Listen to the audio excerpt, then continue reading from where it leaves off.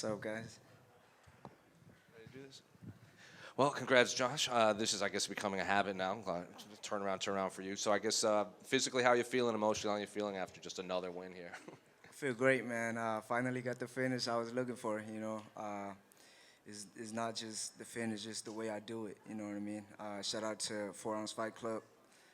Shout out to all my teammates, that been pushing me. And shout out to Daniel Pineda, Frank, Joseph, David, and Jose Vasquez.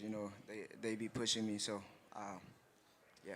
And it seems like every time you come out here, you're just leagues better than the last time we saw you. And I mean, Bruno has been in this game for a long time, and he was fighting back as hard as he could, but it just seems like you just had all the answers for him. So I guess how did the fight play out compared to how you expected it to play out? Man, it played out exactly the way I planned it, but I wanted the second round finish. I caught it, but he was tougher than I thought.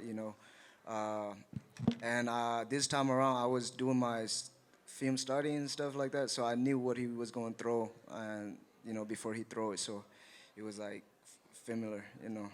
Well, you're the sixth flyweight to get 3 knockdowns in a single fight. So I guess, I think there was like another record. You're like the fastest to like 750 significant strikes or anything like that. So you're 23. You're writing your name in these UFC records books. So I guess just how far are we taking this?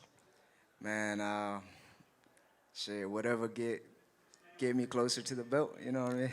That's what I want next. I don't know if you saw, but Andre Ward was sitting octagon side during your fight, and Daniel Cormier said during the fight that after this all wraps, he wants to go talk to Andre Ward about you specifically and your boxing. So I guess what's it like, not just to write your name in the record books, but like Daniel Cormier, one of the greatest UFC fighters of all time, wants to go pick arguably one of the greatest boxers of all time's brain about you.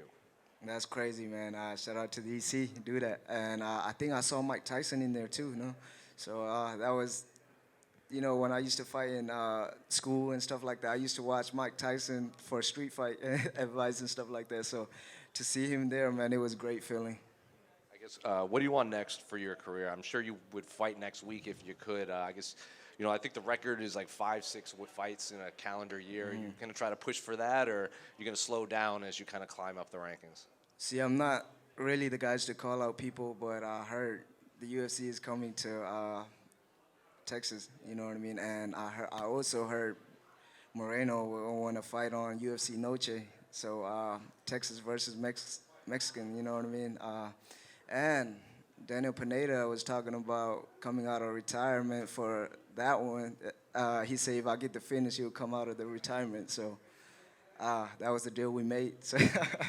So you get a hold of it to him. So student and coach on the in San Antonio? Yes, that's the goal. So if you do get Brandon Moreno for Noche UFC like you want, that's probably a 5-round main event. Are you ready for that? Like the spotlight, the rounds, doing all the media and everything, and then a win over him, that's title shots and main events moving forward. Is like I said, man, Brandon Moreno, before I got to the UFC, he was always nice to me, you know what I mean? I didn't call him out to disrespect him, like, respectfully, I want to fight him. But whatever the UFC give me, if they give me him, I'll be ready.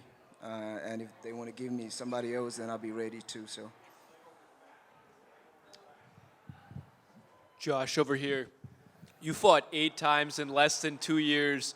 You, Kevin Holland, and Charles Johnson are the most active fighters in the UFC. What do you think makes you 3 different than other fighters? Just the confidence, you know what I mean? The confidence. And when it comes to fighting, man, I feel like we just enjoy it, you know what I mean? It just comes natural. So, yeah, that's what it is. And how happy were you to wear that flag when you were walking into the octagon? It feels great, man. It just, you know what I mean? Having my whole country behind me is just, you know what I mean? On my back, it's just amazing. It feel great. Congratulations. So thank you. Quick question. You ended up finishing it with your hands, little right, left, right.